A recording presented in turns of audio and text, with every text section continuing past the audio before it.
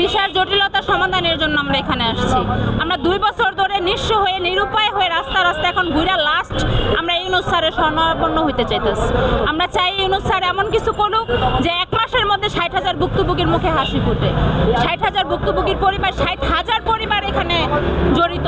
আমি চাই স্যার এমন কিছু করুক যে 60,000 পরিবারের মুখে হাসি। দালাল চক্র আছে, এম্বাসির ভিতরে যত গাফলা, বিবেস গ্লোবালে যত গাফলা, এ ডাইন হাত বাম হাতে প্রচার করতেছে। ভিতর থেকে কিভাবে ভিসা আসে, আমাদের অরিজিনাল কাগজ কেন আমরা ভিসা পাই না? মালিক রেসপন্স করতেছে, এখানে ইমেল দিতেছে এম্বাসিতে যে আমার এই শ্রমিকের ভিসা দাও, তাও কেন দিতেছে না? কোন কালো হাত আছে ভিতরে, সে কালো হাত বের করা উচিত। আমরা পররাষ্ট্র মন্ত্রণালয়ে গেছি, নাইট স্যারের সাথে শরণাপন্ন হয়েছে। আমরা সবাই কিছুদিন আগেও সম্মেলন হয়েছে, আমাদের বড় ভাইরা সম্মেলন করছে। এখন লাস্ট পর্যায়ে আমরা ইউনূস স্যারের শরণাপন্ন হইতে চাইতেছি। এবং 5 জন আমাদের ইউনূস স্যারের সাথে কথা বলতে গেছে, এখনো কোনো কিছু আমরা পাই নাই।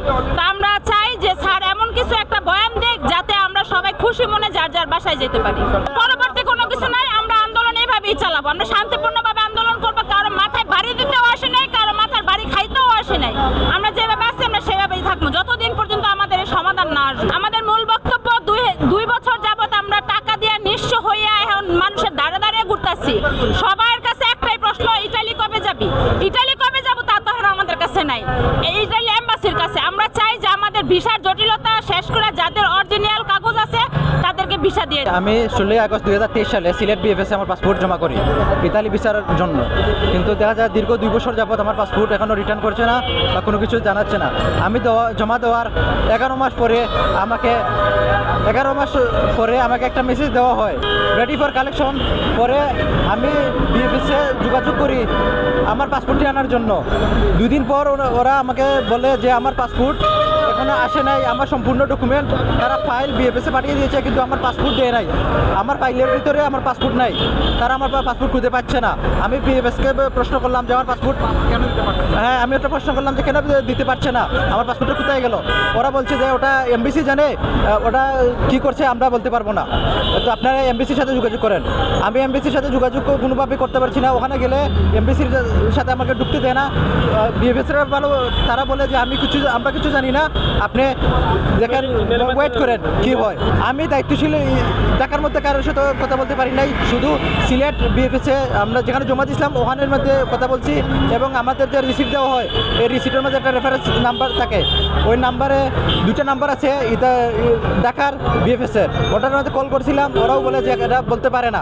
এখন দেখা যাচ্ছে আমি অনলাইনে চেক করলে দেখা যায় যে আমার পাসপোর্ট ছাড়া কাম ইতালি বিএফএসের মাধ্যমে পাঠিয়ে দিয়েছে, কিন্তু আমার পাসপোর্ট নেই, পাসপোর্ট হারিয়ে গেছে। আমি ইতালি থেকে আমার যে মালিক, আমার মালিকে সম্পূর্ণ ডকুমেন্ট দিয়ে ইতালি এমবেসির কাছে প্রতিনিয়ত ইমেল করে যাচ্ছে, ফেক পাঠানো হচ্ছে। ওটা তো ধরো ফেক পাঠানো হচ্ছে, কোনো ইতালি এমবেসি কোনো রিপ্লাই দিচ্ছে না। এই হচ্ছে প্রমাণ। আমার মালিক সব সময় ইতালি এমবেসির কাছে প্রতি মাসে ইমেল পাঠাচ্ছে, ফেক পাঠাচ্ছে যে ওর মানুষের লোকের দরকার, কিন্তু ইতালি এমবেসি কোনো রেসপন্স করে না। তারা কোনো জবাব দেয় না, ইয়েসও বলে না, নো বলে না।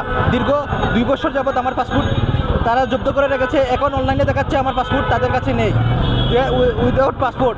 তারা বিএফএস কাছে শুধু ফাইলটা পাঠিয়ে দিয়েছে, কিন্তু পাসপোর্ট নেই। আমার মালিককে আমাকে নেওয়ার জন্য ইমেল করতেছে। আমি যার মাধ্যমে নুলস্তাটা ওই দেশে মানে পারমিটটা তুলছি, ও গিয়ারি মালিকের সাথে যোগাযোগ করছে যে তোমার হয়তো পারমিটে কোনো সমস্যা আছে, এই জন্য ভিসা দিচ্ছে না। তো ও বলছে যে আমার পারমিটে কোনো সমস্যা নেই, এই যে ইতালি এমবেসির কাছে আমি সব সময় ইমেল করে যাচ্ছি, আমি প্যাক পাঠাচ্ছি, কিন্তু ইতালি এমবেসি বাংলাদেশে কোনো রেসপন্স করছে না।